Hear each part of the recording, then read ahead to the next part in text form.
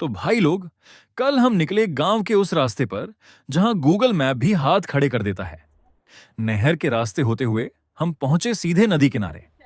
नजारा देखकर ऐसा लगा जैसे किसी प्यासे को पानी का भंडार मिल गया हो। शहरों की इस भागदौड़ में हम अक्सर सुकून ढूंढना भूल जाते हैं, लेकिन जब इन वादियों में आकर नदी के बहने की आवाज सुनो ना, तो ऐसा लगता है जैसे जिंदगी अपनी रफ्तार थोड़ी धीमी करने को कह रही हो। ये पानी सिर्फ बह नहीं रहा, ये अपने साथ शहर की सारी थकान बहाकर ले जा रहा है। सच में कुदरत के पास हर मर्ज की दवा है। नदी देखते ही हमारे अंदर का माइकल फेल्प्स जाग गया।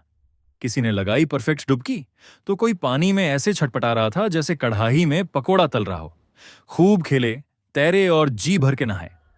पर असली एडवेंचर तो तब शुरू हुआ जब पेट में डायनासोर कूदने लगे और हमने मैगी बनाने के लिए चूल्हा जलाया।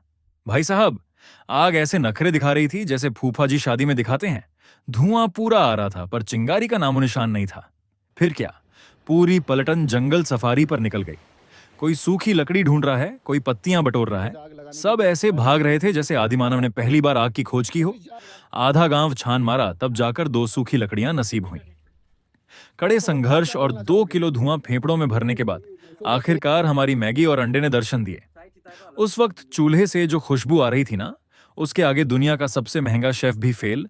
लेकिन ट्विस्ट अभी बाकी था मेरे दोस्त। मैगी इतनी खौलती हुई बनी थी कि अगर सीधा मुंह में डालते तो जीभ का इस्तीफा तय था। अब इतनी भूख में सब्र कौन करे, तो हमारे बीच के आइंस्टीन ने लगाया देसी दिमाग। पूरा का पूरा पतीला उठाकर डाल दिया सीधे नदी के ठंडे पानी में। नासा वाले भी सोच में पड़ गए होंगे कि ये कौन सी कूलिंग टेक्नोलॉजी है। नदी की नेचुरल फ्रिज सर्विस से मैगी ठंडी हुई, तब जाकर हमारी आत्मा को शांति मिली। माना कि मैगी में थोड़ी नदी की रेत भी थी, पर बॉस, दोस्तों के साथ इस स्ट्रगल और जुगाड़ का स्वाद ही कुछ और है।